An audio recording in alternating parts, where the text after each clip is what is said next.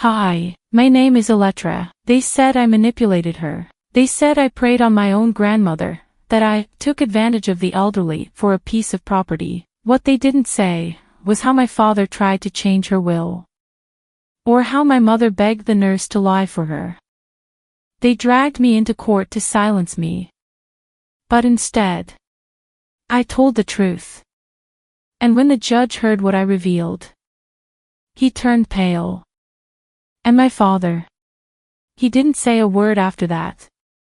So tell me, how do you prove you loved someone when your whole family says you didn't? The air inside the church smelled faintly of lilies and candle wax. It was the kind of scent that used to remind me of Sunday mornings with Grandma Mireille, when she'd whisper hymns under her breath and squeeze my hand through the quiet moments. Today, that same smell made my chest tighten. Everyone had dressed in black, expensive suits, carefully pressed dresses, and yet somehow, I felt like the only one who didn't belong. When I walked down the aisle, the ushers paused, unsure where to place me. I scanned the front rows and saw my parents already seated with my sister, Leora. My father's arm rested behind her chair, protective, claiming there was no empty seat beside them. I looked for an usher's queue, but none came. The only space left was near the back, right next to the column where the air conditioner hummed. That's where they led me. I sat down quietly, pretending not to notice the turned heads. I tried to listen to the pastor's words, but every syllable blurred into a low hum. My eyes followed the casket instead. The soft gray fabric, the framed photo of Grandma smiling in her rose garden, it all felt both familiar and foreign. I remembered brushing her hair, how she would tell me, "You have steady hands, Elettra. You'll take care of things when I can't." I took care of her until the very last day. I was the one who called the nurse, the one who managed the oxygen tanks, the one who held her fingers when her voice faded. And now, 2 days after she was buried, I was sitting in the very last row, like a guest who'd shown up uninvited. When the choir sang, my mother dabbed her eyes with a tissue, and Leora leaned on her shoulder. I wanted to feel that grief too, but theirs looked rehearsed, like grief for the crowd. Mine was private. Real. I whispered a prayer under my breath. "You'd laugh at this, Grandma. You'd say, 'Don't waste your energy on fools.'" After the ceremony, people began to gather outside. The air was cool, the kind of Houston autumn that pretends to be gentle but carries humidity in its breath. I stood under a tree while the others chatted near the church steps. My cousin Lauren approached, eyes darting left and right as if she didn't want to be seen talking to me. "I heard," she started, lowering her voice, "some folks think you took advantage of Grandma. That you made her change her will." My throat tightened. "What?" She shrugged awkwardly. "That's what they're saying. That you handled all her paperwork near the end." "I don't believe it, but you know how people talk." I smiled, because that's what polite women do when they're stabbed in the ribs. "Thanks, Lauren." Behind her, I saw my father shaking hands with the pastor. He caught my eye for half a second, then turned away, pretending I wasn't there. My mother avoided me entirely. She pulled Leora toward the car, murmuring something I couldn't hear. When they left, a few family friends offered me half-hearted condolences. One woman patted my arm and said, "You were such a help to her until the end." The pause before those last words carried more weight than the rest of her sentence. I walked down the church steps slowly, my heels tapping against the stone. I wasn't invited to the family luncheon. I knew that even before the hearse disappeared. They'd reserved the restaurant for family only. I had learned enough to know that family didn't include me anymore. I walked the 2 blocks to the parking lot where my car was parked. The breeze caught the hem of my dress, and for a brief second, I could almost hear Grandma's laugh carried through it. It sounded like forgiveness. As I drove home, the Houston skyline came into view, a mix of glass towers and wide gray clouds. The radio murmured soft jazz, and I turned it down. My thoughts were louder. I remembered the last night before she passed. She had asked me to bring her tea, and when I did, she'd smiled weakly. "You're the only one who listens, Elettra. The rest they love their reflections too much." I didn't think much of it then. But now, standing at her funeral, ignored and whispered about, those words echoed like a prophecy. When I reached my townhouse, the sun was already sinking. I hung my black coat by the door and placed the funeral program on the kitchen counter. Grandma's picture smiled up at me again, as if she still knew something I didn't. The phone buzzed. A message from my sister.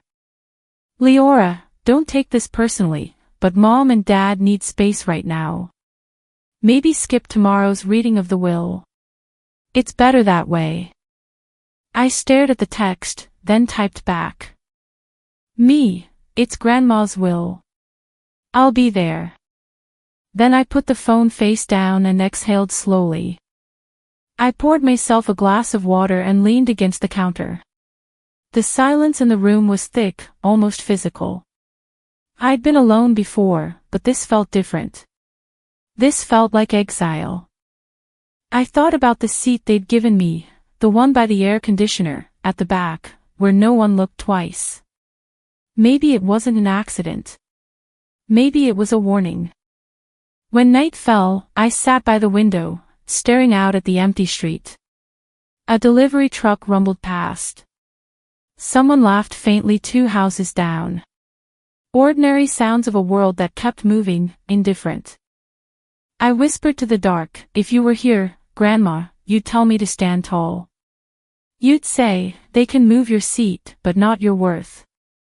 The next morning came with a gray sky and the same heaviness in my chest. I dressed simply, black slacks, white blouse, and gathered the documents I had helped her organize months ago. Copies of medical records, insurance papers, one manila folder labeled private. The air outside was still damp when I stepped onto the porch. The oak leaves rustled faintly, and for the first time, I felt something colder than grief, resolve. If they thought they could erase me from her story, they were about to learn otherwise. I locked the door behind me, got in the car, and started the engine. The courthouse wasn't far, but every mile felt like crossing enemy ground. The morning after the funeral came quietly, as if the world was trying not to disturb the dead. I had barely slept. Every time I closed my eyes, I saw the faces from yesterday, polite grief masking contempt, whispers I wasn't meant to hear. By the time the sun rose, I was already dressed. I pressed my palms against the steering wheel and stared through the windshield for a long minute before turning the key. The drive to my parents' house was familiar, yet somehow foreign now. Tanglewood streets were lined with oak trees that arched overhead, forming a tunnel of amber and rust.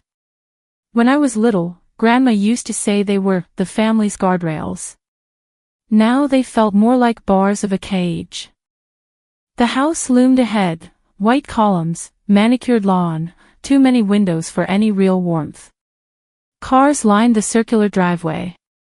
My father's silver Cadillac, Leora's Lexus, a few vehicles I didn't recognize. I parked near the edge, took a slow breath, and walked toward the front door. Inside, the air was cold and heavy with the smell of polished wood and perfume. The family attorney, Mr. Carpenter, stood near the fireplace. He was a tall, gray-haired man who always spoke as if someone were recording him. My mother, Isolde, sat on the cream sofa, legs crossed, eyes fixed on her phone.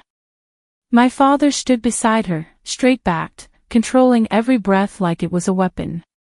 Leora sat nearby, scrolling through something on her iPad, pretending not to see me. No one said hello. "Let's get started," my father said flatly when he noticed I was still standing. There were 5 chairs arranged in a semicircle around the coffee table.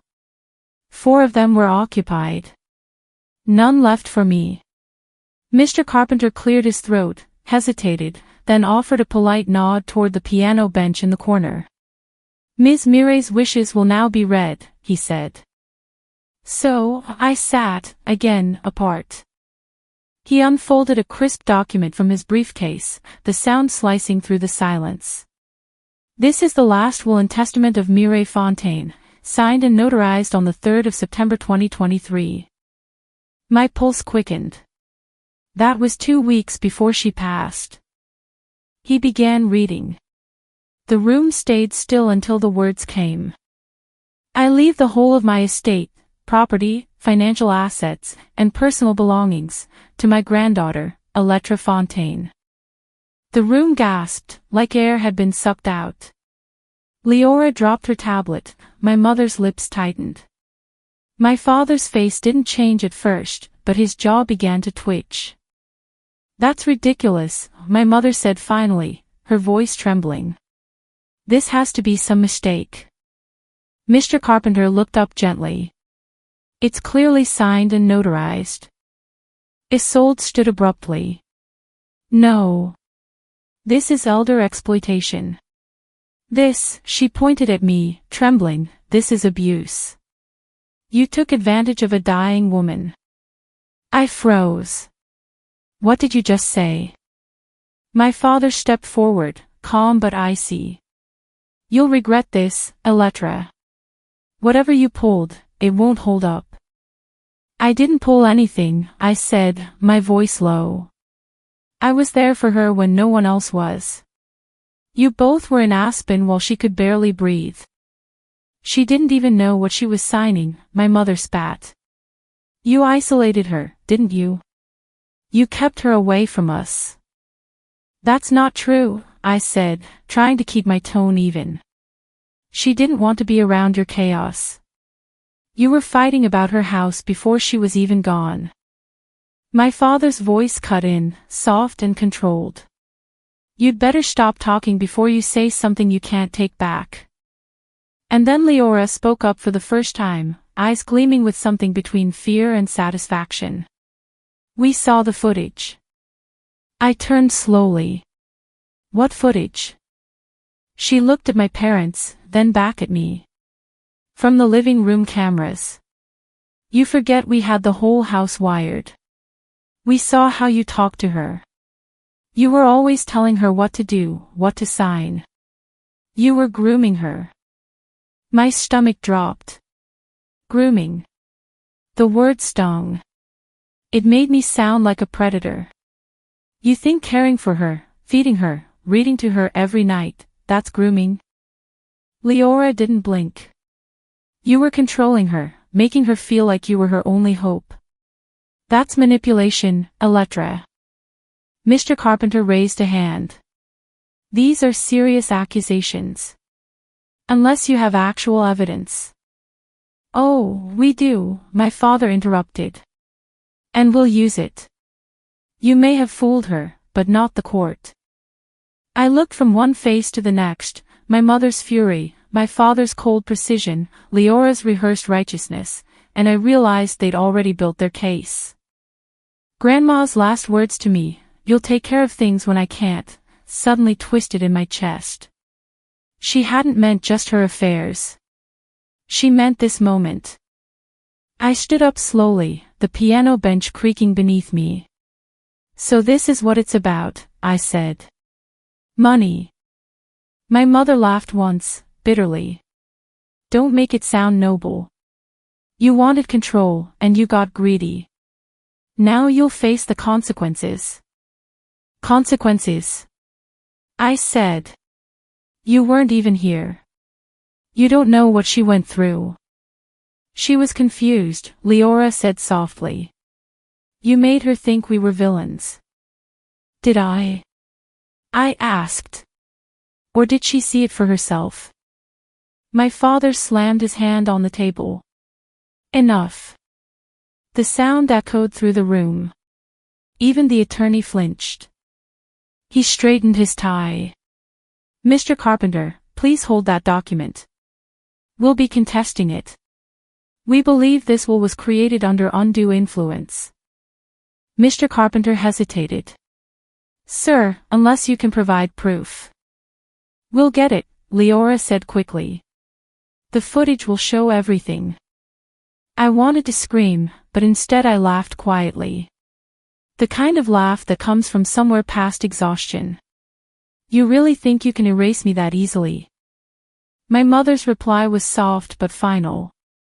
You're no longer part of this family. For a moment, no one breathed. The clock ticked on the mantelpiece. I felt my heartbeat slowing, heavy as stone. I walked to the window, looking out over the backyard where Grandma used to plant her roses. The autumn light had turned golden now, streaming through the glass. I pressed my hand against it, cold under my palm. She told me once, I said, still facing the garden, that blood doesn't make a family, it only shows who can hurt you the most. No one answered. I turned back, met my father's eyes, and said, You buried her twice today. Then I walked out before anyone could stop me. The hallway smelled of furniture polish and perfume. I could hear voices rising behind me, angry, defensive, but I didn't turn back. When I stepped outside, the air hit me like a slap. The driveway was empty except for my car. I got in, gripping the steering wheel tighter than I meant to. My reflection stared back from the rearview mirror, same eyes, same face, but something inside me had changed. As I pulled away, I saw the house shrinking in the mirror. The home I'd grown up in now looked like someone else's fortress. The sky darkened as I reached the intersection. A light drizzle began, blurring the edges of the city. I drove aimlessly for a while before parking by the park where Grandma used to feed the ducks. The benches were wet, but I sat anyway. People passed by, umbrellas open, heads down. The world kept moving, indifferent to my small unraveling. I leaned back, eyes closed, and whispered to the wind, You'd have loved to see their faces, Grandma. You'd say, now they're showing who they really are. The rain picked up, soaking through my blouse, but I didn't move. The cold grounded me.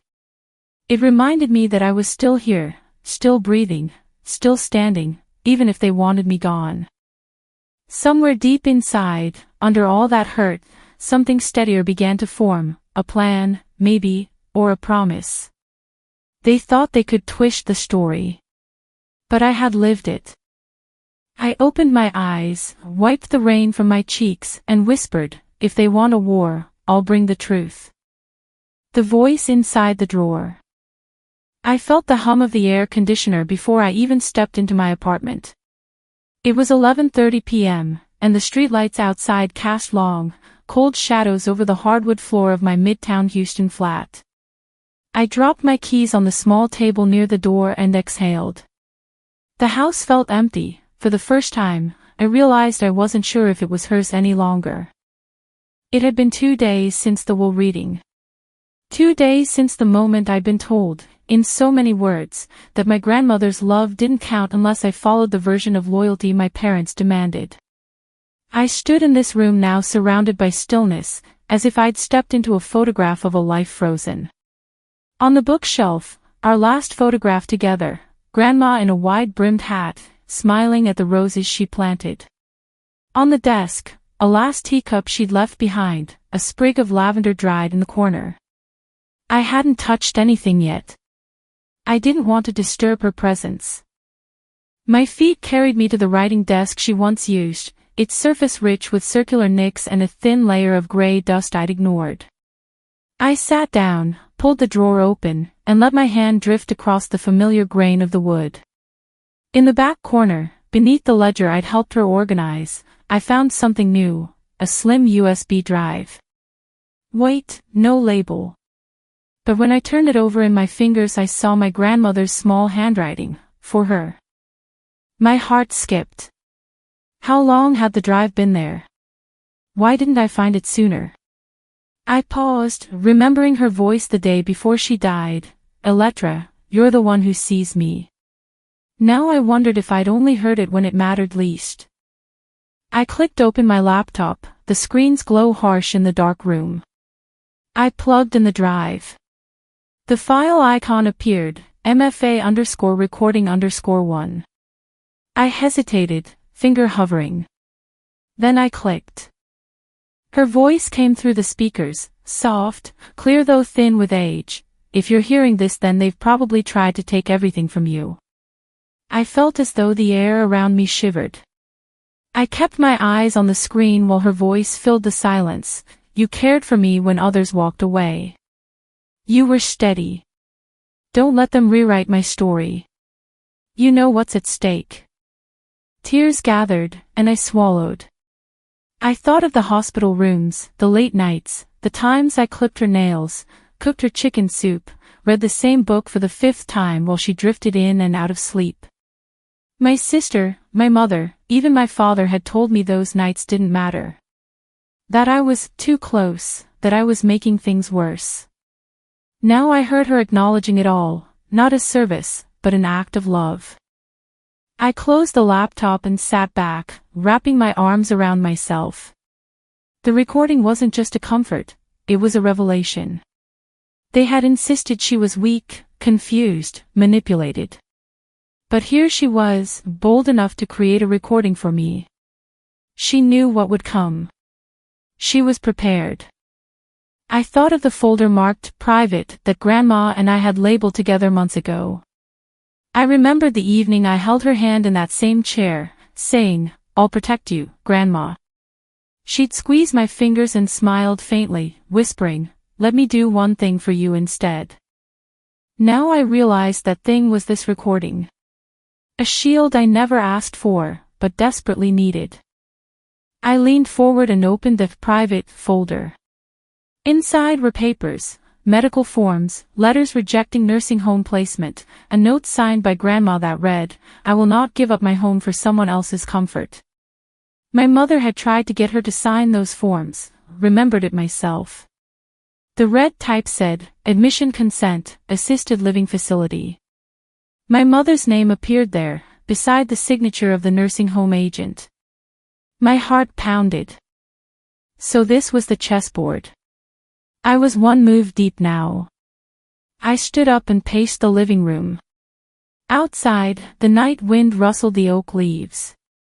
It sounded like whispering, maybe from me, maybe from the past.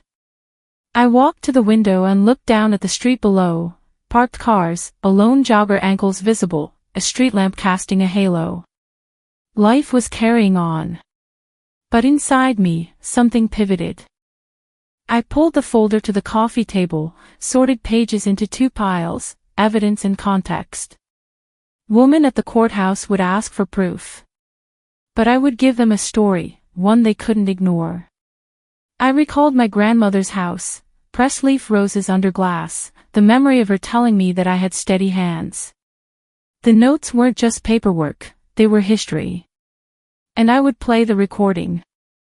I would show the forms. I would name the people who had tried to quiet her. And then I remembered the hush around the room when the will reading ended, when they told me I was no longer part of the family. The echo of my own words, "You buried her twice today." I refused to let her dream end that way. I rubbed my eyes, took a long breath. I opened my notebook and wrote one sentence, "I may be alone, but now I have her voice. And I'm not done." I closed the laptop, turned off the light, and prepared for tomorrow. Tomorrow meant phone calls, appointments, a forensic analysis of the recording. I wasn't sleeping again, not yet. But I felt sharp. Clean in purpose. Standing by the window one last time, I looked at the cityscape.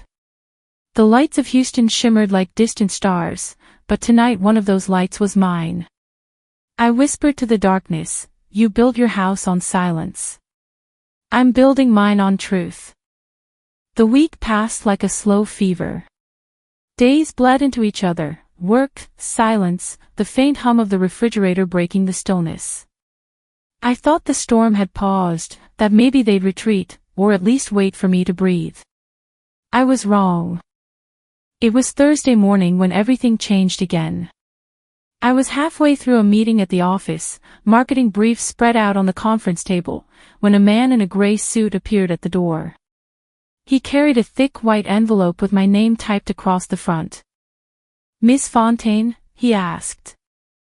I looked up. "Yes." He handed me the papers without expression. "You've been served." The words felt unreal, distant, like a line from a movie I never wanted to be in. I stared at the envelope, unsure whether to laugh or run. My coworkers turned in their seats, pretending not to watch but watching anyway. I forced a smile, nodded, and said, "Thank you," as if someone had just handed me a menu. When the door closed behind him, my fingers trembled. I opened the envelope. The first line made my stomach twist. Isolde and Leland Merritt vs. Elettra Fontaine. Filed in the District Court of Harris County. Cause, elder exploitation and undue influence. I read it again and again until the letters blurred. They had actually filed. My parents, my own blood, had taken me to court. My supervisor, a kind man in his 60s named Greg, glanced over. "Everything okay, kiddo?" I swallowed. "Family stuff. Just family stuff." He nodded, sensing enough not to ask further. After the meeting, I locked myself in the restroom and splashed cold water on my face. My reflection looked strange, older, somehow, tighter around the eyes. I whispered to the mirror, "They could have just called me. They didn't have to do this." But deep down, I knew a phone call was never their way. By noon, my phone buzzed with a notification from a local news site. Houston heiress accused of elder abuse in family estate dispute. Underneath was a photo of me outside the courthouse the day of the will reading, face turned, wind catching my hair. They'd used it like a mugshot. That was how my coworkers found out. How my neighbors found out. How my landlord left me a polite voicemail that ended with, "We'd appreciate an update on your legal situation." By the weekend, even my therapist, Dr. Howell, had read it. During our session, she leaned forward, her voice gentle. "When a family turns on you this publicly, Elettra, it's no longer just about grief. It becomes survival. You need to prepare for that shift." I thought surviving was what I'd been doing, I said quietly. "Now," she replied, "it's about doing it with evidence." Her words stuck with me. Evidence. I had Grandma's recording. But would that be enough? Monday morning, I drove downtown to the courthouse. The building was everything I'd imagined, cold marble, glass walls, polished floors that echoed with every step. My heels clicked in rhythm with my heartbeat. In the lobby, I saw them. My parents. My sister. All dressed as if for a corporate photo, black, silver, pressed, perfect. They didn't acknowledge me. Not even a glance. Inside the hearing room, their lawyer, a man named Whitaker, known in Houston for his cutthroat estate cases, stood ready. He smiled when he saw me, the kind of smile people wear before a strike. As I sat down across the table, I whispered to myself, "You wanted a courtroom. Let's begin." The proceedings started with formality, dates, signatures, lists of assets. But underneath it all, the air vibrated with something uglier. Whitaker recited their claims. The respondent, Miss Fontaine, used her position as caretaker to manipulate the late Mireille Fontaine into altering her estate, cutting out the rightful heirs. My chest tightened. Every word felt like sandpaper. Then, he introduced exhibits, photos of me in the house, screenshots from the home cameras my father had installed years ago. In one image, I was helping Grandma with her medication. Another showed me signing paperwork at her desk. To anyone without context, it could look suspicious. I tried not to look at my parents, but when I did, my mother was watching me closely, eyes gleaming with self-righteous fire. My father sat motionless, like a statue carved from pride. Leora kept her gaze down, her hands twisting the strap of her purse. When it was my turn, I stood and spoke slowly. Every image you see here is real, but none of it shows the truth. That woman raised me. I fed her when no one else bothered. I was there when she was dying. If you think compassion looks like manipulation, maybe you've forgotten what family means. There was a murmur from the back of the courtroom. Whitaker objected, but the judge allowed me to continue. I sat back down, breathing shallowly, my pulse hammering. After the session, I stepped into the courthouse hallway to clear my head. That's when I saw her, a woman in her 50s, waiting near the vending machine. She wore a navy cardigan and clutched a leather folder. "Miss Fontaine," she said softly. "Yes. I'm the notary who handled part of your grandmother's paperwork. My name's Carol." I nodded cautiously. "Thank you for coming." She looked around, nervous. "I shouldn't say much. But that second signature on the will. The one dated 2 days after the first?" "Yes. I was never there for it." My heart stopped for a second. "Are you sure?" She nodded. "Positive. Someone else added it later. I only stamped the first document." I felt the ground shift beneath me. "Would you be willing to say that in court?" She hesitated, glancing toward the courtroom doors. "If they ask, I won't lie." Before I could thank her, she walked away quickly, her cardigan swaying behind her. I stood there for a moment, the echo of her words reverberating in my mind. Someone else added it later. It meant one thing: tampering. My parents weren't just accusing me. They were covering something up. That night, I sat at my kitchen table surrounded by papers, the subpoena, Grandma's will, copies of documents she'd signed with my help.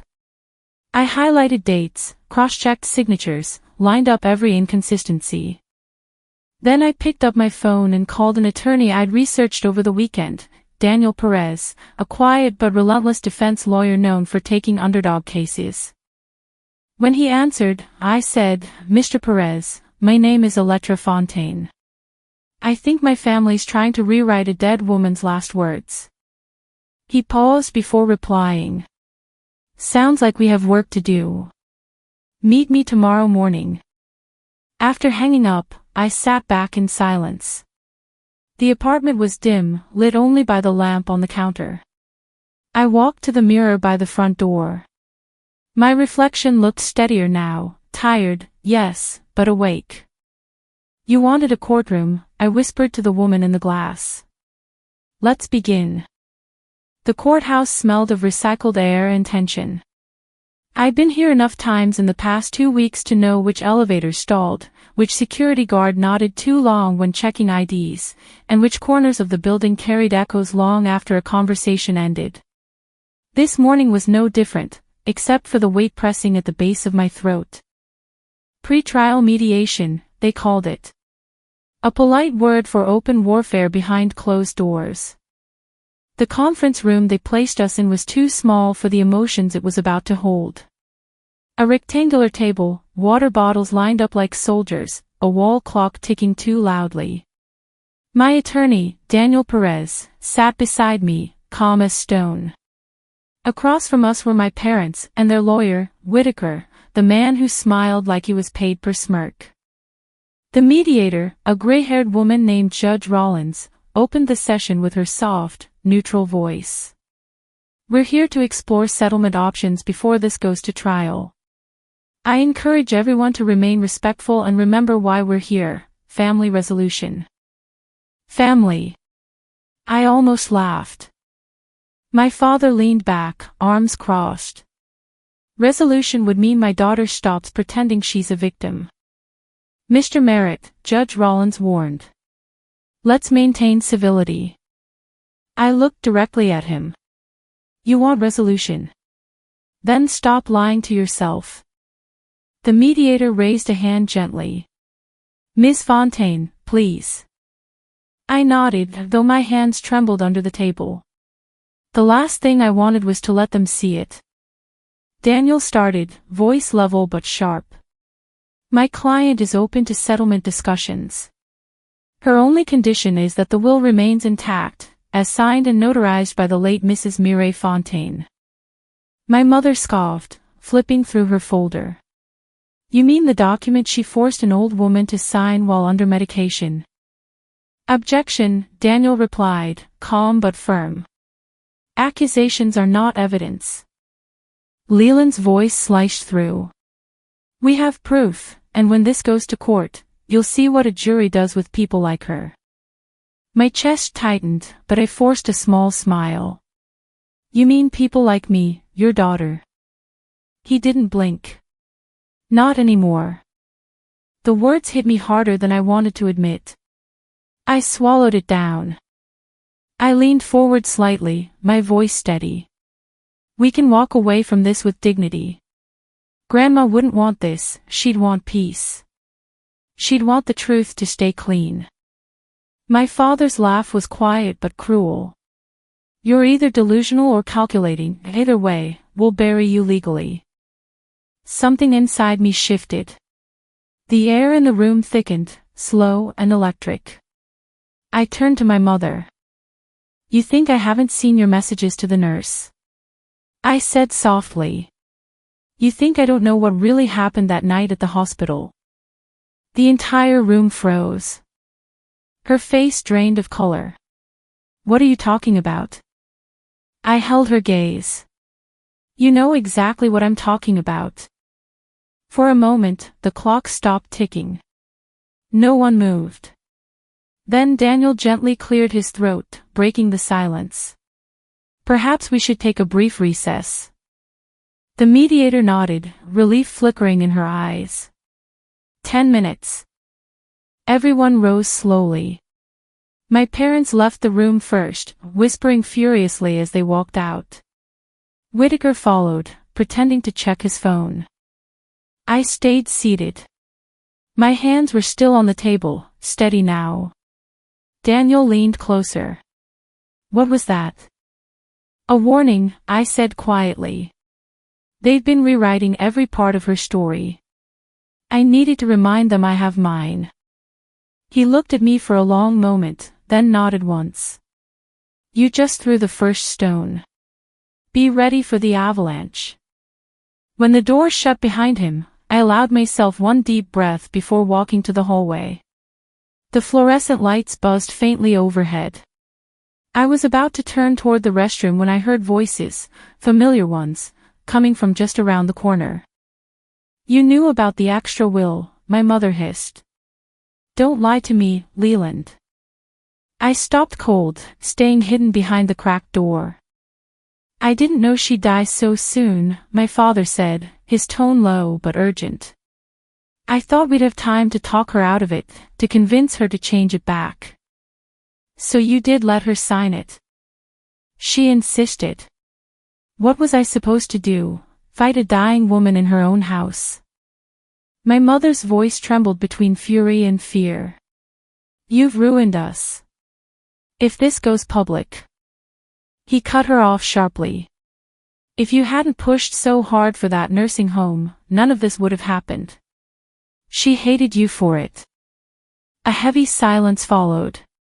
I could almost hear my mother's breathing, short, angry. Then she said, quieter, you're blaming me now. After everything I've covered for you. Their voices dropped too low for me to make out the rest, but I'd already heard enough. The truth wasn't clean, it was rotting beneath layers of self-preservation. I backed away silently, returning to the mediation room before they noticed. Daniel was there, scrolling through documents on his tablet. You okay? He asked without looking up. I nodded, pulling out my phone. I'm fine. We're done playing defense. I opened my private folder labeled Confidential. Inside was the forensic report from my college friend, the one who'd examined Grandma's USB recording. Verified timestamps. Verified metadata. The recording was authentic. Unaltered. Legally admissible. I texted Daniel 2 words, let's fight. When the door opened again, my parents returned, faces composed, but I could see the thin cracks in their armor. My mother's lipstick was smudged, my father's collar uneven. They'd been arguing. The mediator cleared her throat. Shall we continue? I smiled politely. No. I think we're done pretending this is about family. And with that, I stood up, gathered my documents, and walked out. The hallway stretched long and bright ahead of me. My heels clicked against the tile, echoing like a metronome marking the beat of something inevitable. For the first time, I didn't feel small walking past those courtroom doors. I felt awake. Outside, the Houston air was heavy with afternoon heat. I crossed the plaza slowly, sunlight glaring off the courthouse windows. My phone buzzed again, a new voicemail from an unknown number. I didn't listen yet. I just watched people coming and going, their lives unfolding quietly, untouched by betrayal. In my reflection on the glass door, I barely recognized the woman staring back. Her shoulders were squared. Her jaw set. I warned you, I whispered to no one. Don't drag me into the dark. I paused, feeling the truth settle like steel. I live there now. I walked toward my car, slipped inside, and placed the folder on the passenger seat. The city hummed around me, traffic, horns, the distant echo of a church bell.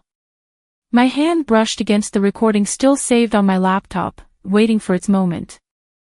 They thought they could strip away everything I had. But I was no longer fighting to keep what was mine. I was fighting to show what was true. Thursday mornings always carried a strange quiet in downtown Houston. The kind that hovered before storms. The courthouse steps gleamed faintly under the weak sunlight, and as I climbed them, each step felt heavier than the last. This was the day the evidence would speak, not me, not my parents, not their attorney. Just her voice. My grandmother's. Unfiltered. Inside the courtroom, the air was thick with whispers and the soft shuffle of papers. The same faces, the same marble walls, but everything felt different. The tension had ripened, sharp, metallic, ready to cut. Daniel, my attorney, leaned close as we took our seats. We've confirmed the chain of custody. The court accepted the forensic report. If the judge approves playback, it's admissible. I nodded, my throat dry. Then let's end this. Across the aisle, my parents looked impeccable as always. My mother's hair pulled into a sleek twist, her pearls gleaming like polished armor. My father, stone-faced, fingers steepled under his chin. Leora sat between them, smaller somehow, her shoulders hunched like a child trying to disappear. The judge entered. All rise. When we sat again, Daniel stood first. Your Honor, we request permission to present new material evidence, an authenticated recording and video taken by the late Mrs. Mireille Fontaine, relevant to the claim of undue influence. Whitaker, my parents' attorney, immediately stood. Objection. The timing of this supposed discovery is highly irregular. The defense has verified chain of custody, Daniel interrupted smoothly. We have forensic certification dated and signed by an independent expert. The judge held out a hand. Enough. Let's hear it. For a moment, my entire world condensed into that hard drive Daniel placed on the evidence table. He plugged it into the courtroom system, the faint click echoing like a gun being cocked. I didn't breathe. Then, her voice filled the room. If you're hearing this, Grandma said, her tone warm, steady, and heartbreakingly alive, then you already know what they've tried to do. Even the air changed. The murmurs stopped. My Elettra, she continued, is the only one who sees me. She's the only one who came when I called. If anyone says she took advantage of me, you tell them I was still thinking for myself. I trusted her with everything because she earned it. My vision blurred. The judge leaned slightly forward, hands folded. Across the aisle, my mother's face drained of color. Daniel clicked to the next file, a short video clip. It was the living room, the same one where they claimed I'd manipulated her. Grandma sat in her recliner, wrapped in her red shawl, laughing softly as I read aloud from her favorite poetry book. In the background, my mother stood near the window, arms crossed, typing on her phone, her expression bored, detached. A timestamp appeared in the corner of the screen, 3 weeks before any supposed undue influence. When the clip ended, the courtroom erupted into low, stunned murmurs. Someone whispered, "Oh my God." Even the bailiff looked uncertain where to place his eyes. The judge adjusted her glasses. "Counselor Whitaker, your client's claim hinges on diminished capacity. Do you wish to respond?" Whitaker's lips parted, but no sound came out. My mother shot him a sharp look, urging him to speak, but his composure wavered. My father finally spoke instead, his voice hoarse. "That doesn't prove anything. Anyone can say nice words before they're manipulated." Daniel replied, "The timestamp proves she was lucid, deliberate, and aware, long before any alleged coercion. You can't erase intent just because it no longer fits your narrative." The judge raised her hand again. "Enough, both sides. I've heard what I need to for today." She turned toward me.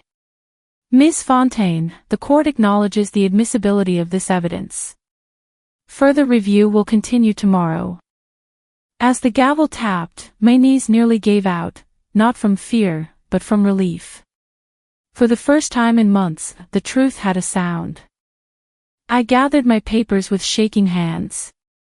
Reporters were already waiting outside, their questions flying like arrows, but I barely heard them. My pulse drowned out everything else. As I stepped into the hallway, Leora's voice caught me from behind. "Elettra." I turned.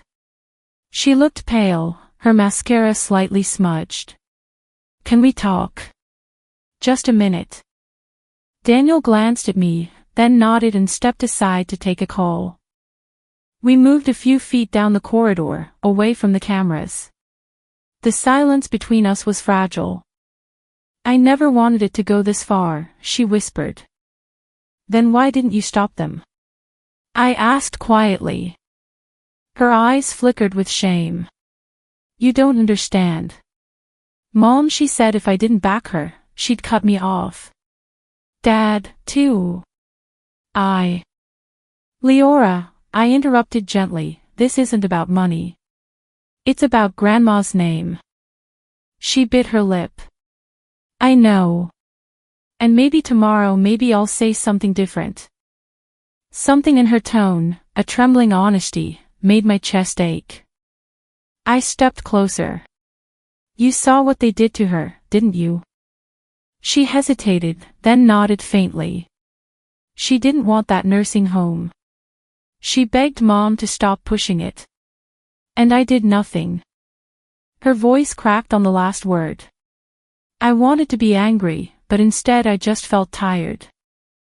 Before I could respond, our mother appeared at the other end of the hall, sharp as ever. "Leora. We're leaving." Leora stepped back immediately, her face shuddering. "I have to go." She hurried away, her heels clicking faster than her heartbeat.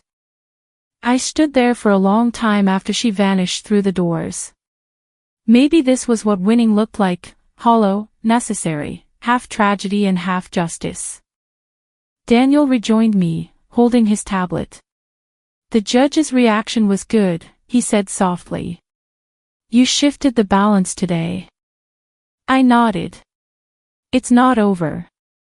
"No," he agreed. "But for once, they're on the defensive." As we walked out into the humid afternoon, a reporter called after me, "Miss Fontaine.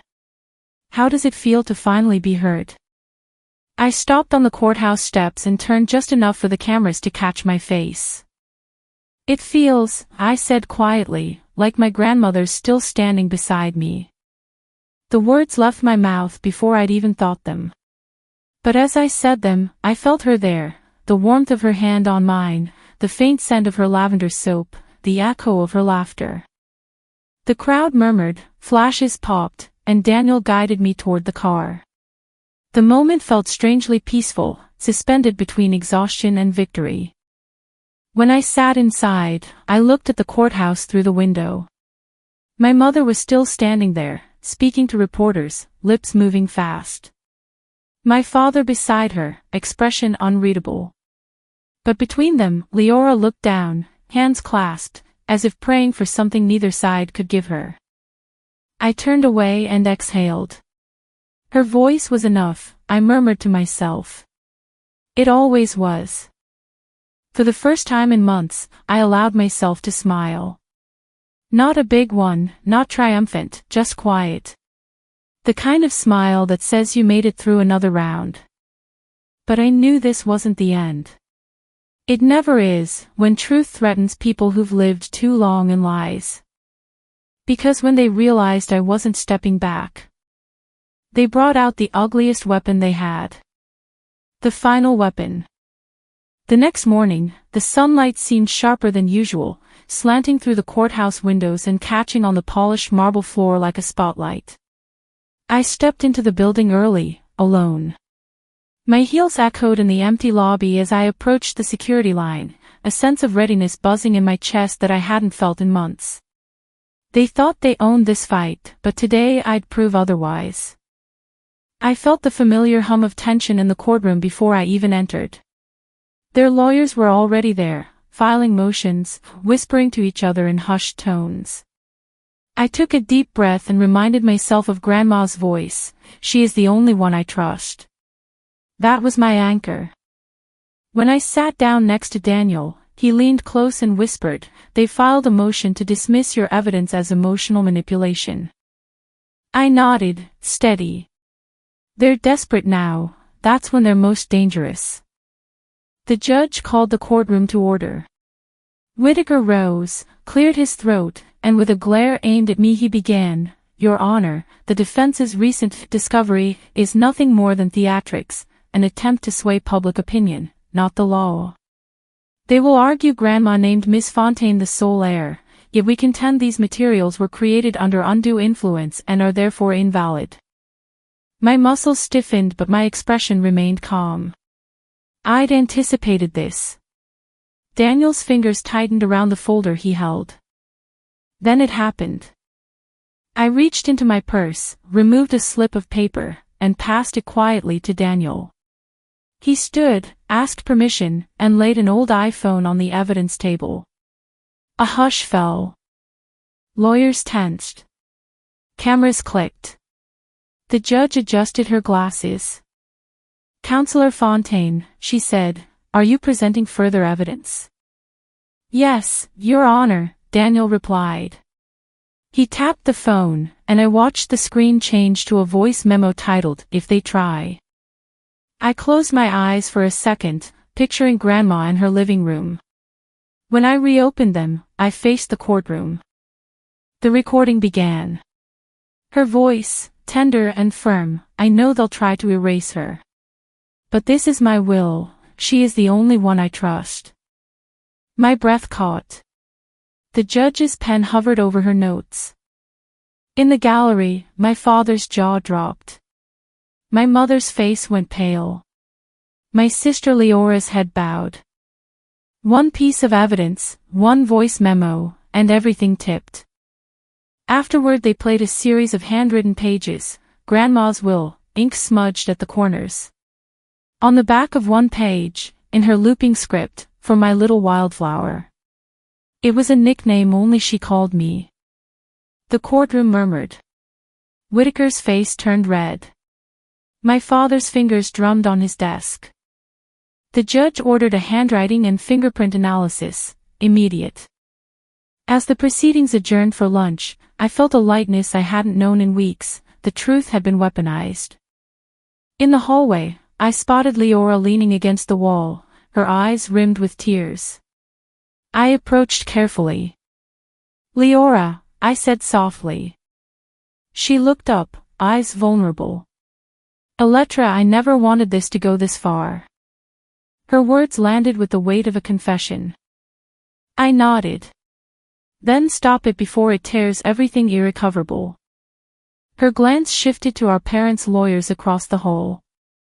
I'm scared, she whispered. They're going to ruin us. They don't care. I remembered Grandma telling me, sometimes the people you love the most will be the hardest to trust. I know, I said quietly. But you can still choose what you become. Leora took a deep breath and nodded. Then I turned away. I felt no triumph, only clarity. A crowd of reporters waited outside, cameras pointed and ready.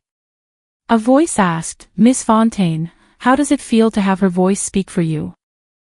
I looked straight ahead. It feels like she stood up when I couldn't. That day I walked out of the courthouse, the folder under my arm, sunlight glinting off my car's windshield. My reflection showed a woman transformed, not by revenge, but by resolve. That was the moment I crossed the line. Not into anger, but into truth. And when they realized I wasn't stepping back, I sent my move. The verdict was her name. The morning felt strangely serene for a courthouse day. I arrived before the hearing room opened, carrying the framed photo in my hand and the weight of months in my heart. The camera crews were already gathering outside the steps, flashes of lights, muffled voices, the same questions I'd grown used to. Miss Fontaine, how do you feel? I responded with a polite nod, but inside I felt quiet, focused. Today wouldn't be about how I felt, it would be about what was true. As I walked into the courtroom, I glanced at the gallery. Friends I thought I had stood on the sidelines, some avoided eye contact, others simply stared like outsiders viewing a spectacle. My grandmother's seat was behind me. I pulled it close just enough for comfort, placed the photo on my lap, its edges cool against my dress. On the front, I saw her smiling in her rose garden, on the back, those words she had written, Elettra, always. They never listened, but you always did. My parents sat across the aisle, still poised, still composed, but something had shifted in their expressions. My mother's lips were tighter than usual, my father's hands clenched the armrest when no one was watching. They'd built a fortress of appearances, yet cracks were showing. The judge entered and took her seat. The hush in the room felt thick, anticipation hung like smoke. The first witness called up was Mrs. Clemency Ruiz. Her walk to the stand was deliberate, she held herself like someone carrying truth instead of fear. She cleared her throat and looked directly at my parents. I worked for Mrs. Mireille Fontaine for 14 years. I was asked by, she paused, glancing toward them, by Mrs. Sold Merritt and Mr. Leland Merritt, to say that Miss Elettra Fontaine pressured Mrs. Fontaine to change her will. A murmur echoed, the judge tapped her gavel. The witness continued. I refused. Then they tried again. I heard them planning, 3 weeks before Mrs. Fontaine died, how to rewrite the document so their daughter would inherit instead of her granddaughter. I held my breath. The words pierced silence. I felt my heart ache for Grandma, so many nights she tried to warn me. And now someone was finally hearing. When Mrs. Ruiz returned to her seat, the room exhaled collectively. The prosecuting attorney, previously so sure, looked visibly shaken. My lawyer since leaned toward me and whispered, that's a turning point. Next, the screen behind the judge accidentally flickered between camera footage and what looked like file metadata. I saw it, the photo I held, verified by timestamp, linked to file records. The metadata displayed the date, the night before Grandma died. We had the photo of us holding hands, framed by her own handwriting, for my little wildflower. My fingers tightened around the photograph.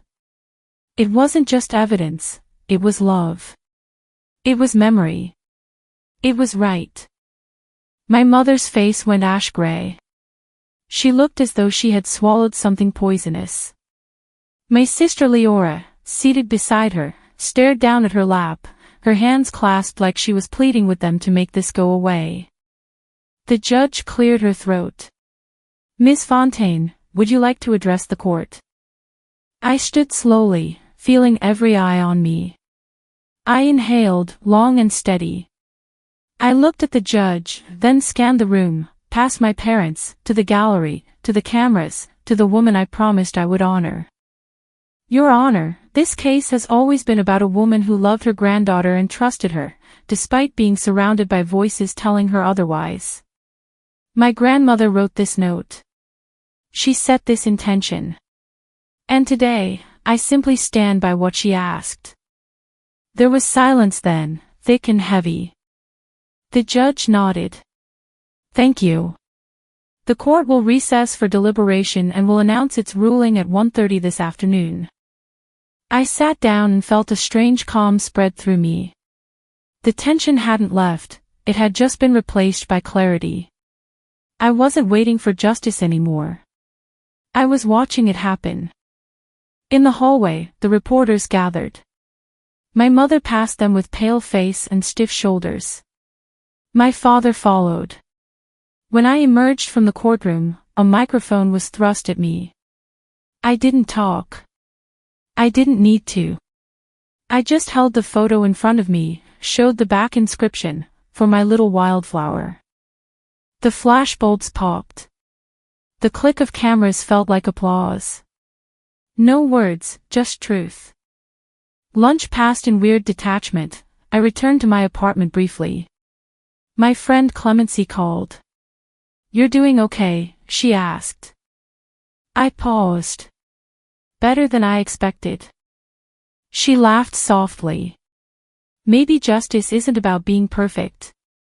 Maybe it's about being heard." She was right. And I felt whole for the first time in months. By 1 o'clock I returned to the courthouse. The atmosphere had changed again. Lawyers wandered in little knots of anxiety. Officials whispered into ears. I took a seat in the front row. My hands gripped the photo again, the temperature under the air vent cooled my fingertips. The judge entered, gavel in hand. "After careful consideration, this court finds the last will and testament of Mireille Fontaine valid. The handwritten page marked 'For my little wildflower' stands as authentic. Ms. Elettra Fontaine is hereby recognized as the sole heir of her grandmother's estate." The room exhaled. My mother crumpled into tears. My father rose abruptly and exited without a glance back. My sister remained seated, stunned. When the gavel struck again, I closed my eyes for a moment. I thought of Grandma's roses in the backyard, her laugh at the dinner table, the late nights I spent comforting her while the rest of the world turned away. I whispered, "We did it." Outside, reporters swarmed. They asked questions. I answered one carefully, "It's not about the house. It's about being seen." My voice rang calm and firm. The words felt true. As the crowd dispersed, I looked back at the courthouse steps one last time. My parents' cars were gone. My sister's vehicle still sat. I watched it glint in the afternoon sun. Whatever happened next, I knew the truth would carry me. I walked toward my car. I felt the weight lift from my shoulders. I felt relief, but also something else, responsibility. The estate, my grandmother's legacy, the home she loved, now it was my turn. And even after the courtroom went quiet, the echoes of betrayal still lingered in every room I stepped into. Where the silence ends. Walking through the door of the house felt like stepping into someone else's past, and also reclaiming a piece of my own. It had been 3 weeks since the judge's gavel fell, since my grandmother's name became mine, and still the halls felt unfamiliar. The silence inside her home was not peaceful, it was full of echoes. But today I decided to turn those echoes into something new. Barefoot on the cool hardwood floor, I removed my shoes in the foyer and lingered in the doorway a moment, letting the stillness wash over me. The late afternoon sunlight filtered through the tall windows and painted soft grids on the pale rug Grandma used to fuss over. I reached out, touched the edge of the rug, and remembered her saying, "Never let this house trap you. It should set you free." I moved through the living room slowly, fingers brushing the top of the piano where she placed her music books, the mantel where her framed photo sat. I paused at the shelf lined with her old china teacups, each one chipped and loved, a tribute to her steady hands and generous heart. I lifted one, felt the weight of it, and set it gently back. I wasn't here to keep things safe, I was here to give them new life. In the dining room, I opened the drawer where she left her letters. I found the envelope, its edges slightly yellowed, with her handwriting on the front, "For Elettra, when you're ready." My breath caught. I pulled the letter out and unfolded it carefully. "My darling girl. If this house ever becomes yours, don't let it trap you. Let it set you free. With all my love. Mireille." I sat at the table and let tears roll, not tears of hurt, but of understanding. Justice had come for her name. It had come for me. But the cost was still real. My family ties were broken in ways they might never heal. Still, I felt peace. That evening I walked out to the porch as the sun dipped low. The oak leaves rustled softly in the Texas breeze. I sat in the rocking chair she once used, leaned back, and watched the neighborhood settle into dusk. The house was quiet, but no longer empty. Because there was hope here now, not just for me, but for every person who had felt silenced by those who believed they were invisible. The next morning the front page of the local paper featured the case's outcome. Fontaine airship case ends, truth prevails. My phone lit up with congratulations, messages from friends, and a few tentative apologies from people who'd stood at a distance too long. Among them was a letter from Leora. "I don't know if you'll ever forgive us, but I'm sorry."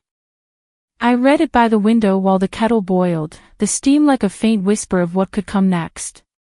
Not for forgiveness, I wasn't ready for that, but for the possibility of something more honest. My mother and father faced no prison time, but they were silent now, their social standing diminished in quiet neighborhoods where reputation matters. Their excellence in the town council, the PTA, the charity boards, it all faded because what mattered most had been integrity. I walked through the living room again and paused by the photo wall where I placed our grandmother's picture in the center. I stood there, still barefoot, and let the house feel like hers again, and mine.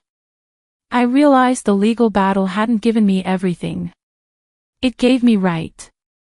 But I had to decide what I would do with it. That afternoon I reopened the ledger Grandma kept, her notes on the roses she planted, the soup she made, the friends she invited over. I decided to turn the house into a place she would have smiled at, a center for people who lost someone, who were invisible, who were told that their voice didn't matter. I chose to call it Mireille House. When I told Clemency Ruiz, my friend, my anchor, she smiled and said, that's exactly what she wanted. The first meeting was just 2 weeks later. A mother and a teenage daughter walked through the front door, uncertain. I greeted them in the foyer, the late afternoon light behind me.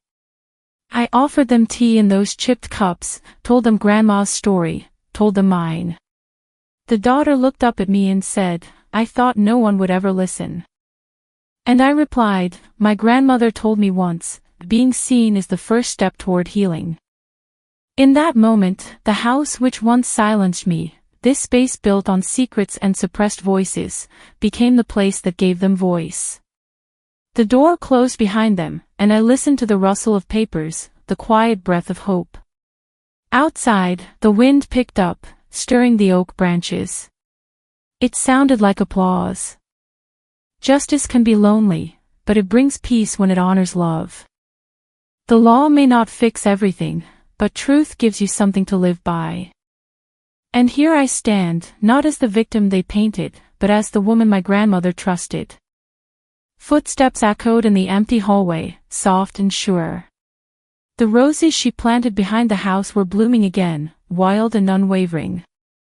I touched one, the petals smooth, and inhaled deeply. The scent was familiar. It was home. This is where the silence ends, and the story begins. Sometimes, justice doesn't come wrapped in applause, it comes quietly, after long nights and painful truths. But when it finally arrives, it gives us something stronger than revenge, peace. Have you ever had to stand up to someone you once called family? How did it change you? If stories like this speak to you, if you believe in truth, healing, and finding your voice when it matters most, subscribe to